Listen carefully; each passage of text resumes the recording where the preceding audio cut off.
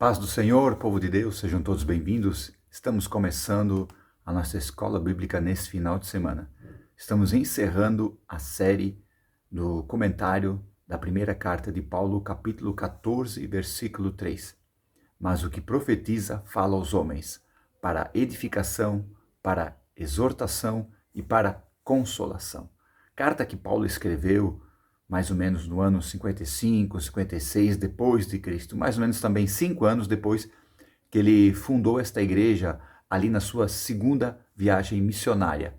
E ele escreve essa carta para tratar de algumas questões como problemas na ceia do Senhor, dúvidas sobre o casamento, questões de divisões no meio da igreja, problemas com imoralidade.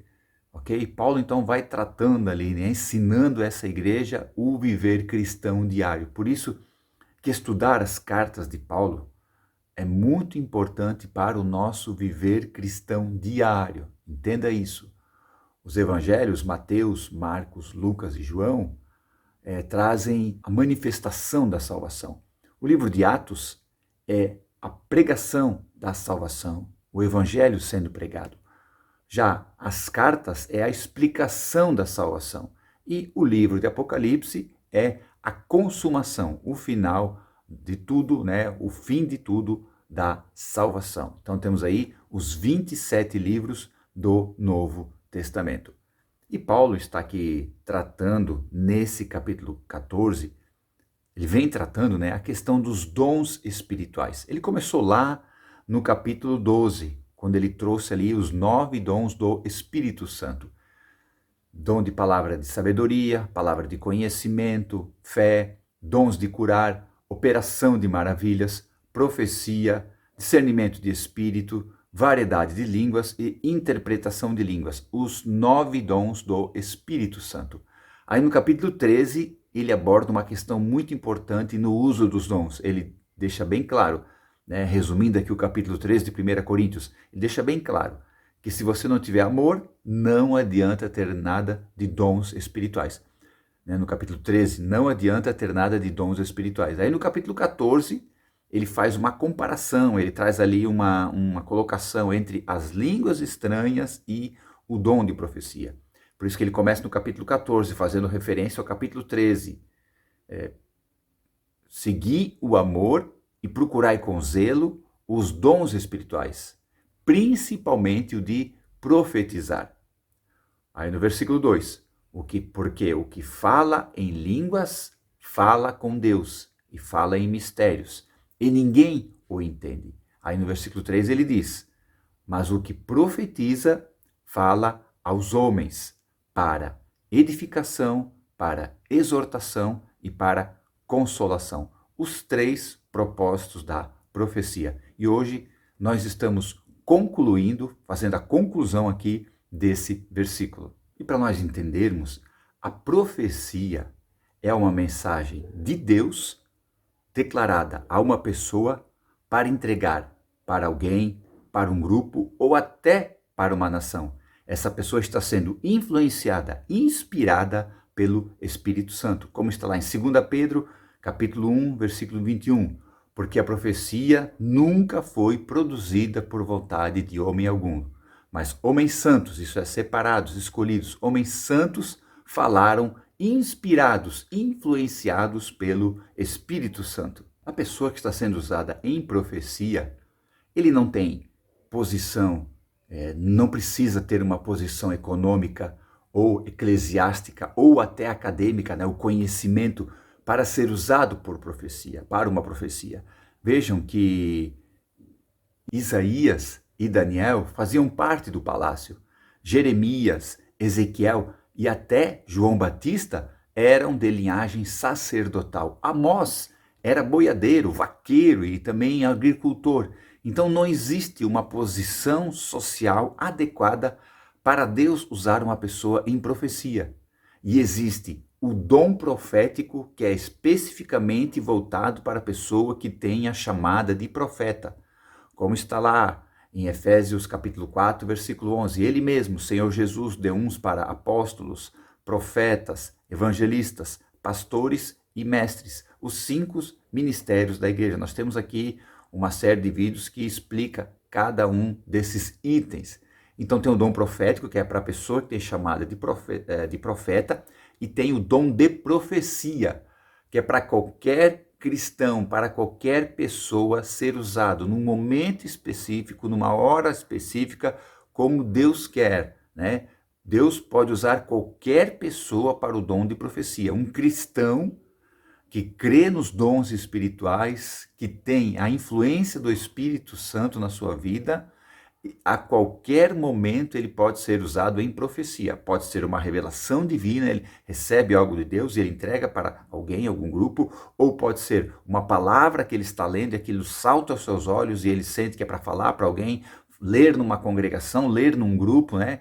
Ou um ato, como alguém sente, de comprar um alimento ou dar uma contribuição financeira. Isso também é um ato de profecia, é uma profecia que alguém recebeu para fazer algo em prol de outra pessoa, uma ajuda financeira, uma ajuda de alimento, uma ajuda emocional. Então todos esses são casos que Deus usa qualquer pessoa, né, em qualquer momento para entregar a sua vontade. Profecia, ela expressa a vontade de Deus. O sacerdote, ele representa os homens, as pessoas, perante Deus. E o profeta representa Deus perante os homens, perante as pessoas. Então, a profecia é a expressão da vontade de Deus. E ela tem um objetivo, que está ali, 1 Coríntios, capítulo 14, versículo 3. Mas o que profetiza fala aos homens. Então, esse é o objetivo da profecia. Falar às pessoas, falar aos homens. Aí pode ser um grupo, como eu já falei aqui, pode ser até uma nação. Como vários profetas do Velho Testamento, Deus dava mensagem para nações. Então, o objetivo da profecia é falar aos homens. E tem 3 propósitos, ok? 3 propósitos, nós estamos comentando aqui vários finais de semanas. Edificação, exortação e consolação. Para edificar, isso é, fazer crescer, ok? Para exortar, isso é, não é aconselhar, não é puxar na orelha. Exortar é o quê? É criar coragem na pessoa. E consolar, dar ânimo para a pessoa. Os 3 propósitos da profecia. Muitos acham que o propósito da profecia é simplesmente predizer o futuro. Mas não. O propósito da profecia, como nós comentamos aqui durante todos os finais de semana, é fortalecer o cristão, né, e a sua vida espiritual.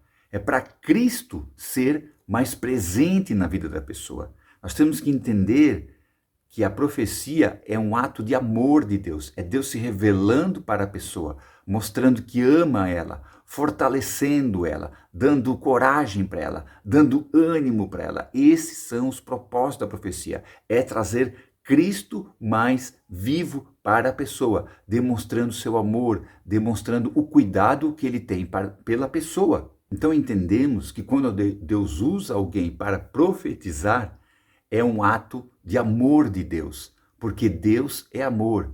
Quando Deus usa um profeta para entregar algo para alguém, entenda bem, isso é um ato de amor, ok?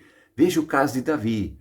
Davi havia pecado em adultério com Betseba. Ela ficou grávida e o seu pecado de adultério ia ser exposto, porque o seu marido não estava com ela. Então ele traz seu marido para ela, ele não dorme com ela, com Betseba. Urias, o marido dela, não dorme com ela. Davi o envia de volta para a guerra, ali ele faz uma trama com seu sobrinho Joabe, que era o general do exército, para que Urias venha morrer. Então Urias morre na batalha, ok? E ninguém fica sabendo que aquele filho de Betseba é de Davi. Pensam que é de Urias, porque ele não está nem ali para contradizer aquilo. Então o pecado de Davi fica escondido, fica guardado, ele está tranquilo, está sossegado, então não tem problema nenhum. Mas como Deus ama Davi, e como Deus queria que Davi se arrependesse do seu pecado, o que Deus faz?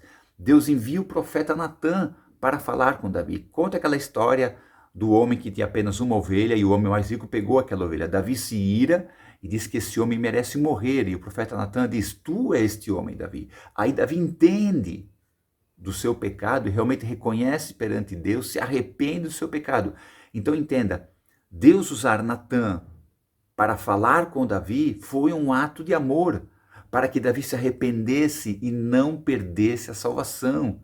Porque depois que o seu filho, aquele filho do adultério, morre, Davi diz bem claro, o menino não poderá vir até mim, mas eu irei até o menino. Então Davi sabia que ele estava perdoado, estava justificado perante Deus, porque houve arrependimento quando o profeta trouxe a mensagem de Deus. Então entenda, Deus enviar Natã para falar com Davi não foi para botar o dedo na ferida, não foi para acusar Davi, foi um ato de amor. E é isso que a profecia é, um ato de amor para edificar a pessoa, isso é fortalecê-la, para exortar a pessoa, para dar coragem para ela e para consolar, para dar ânimo para ela.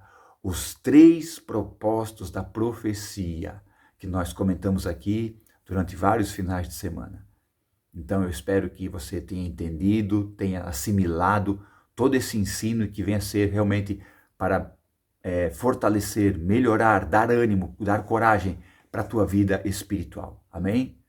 Muito obrigado a todos. Estamos encerrando essa série. No próximo final de semana vamos começar outra série aqui. Vamos começar a comentar o versículo do Evangelho de João, capítulo 10, versículo 10. O ladrão não vem senão a roubar, a matar e a destruir. Mas eu vim para que tenham vida e a tenham com abundância. Vamos estar comentando nos próximos finais de semana esse versículo tão poderoso, tão maravilhoso do Evangelho de João. Amém? Muito obrigado a todos. Deus abençoe e fiquem na paz.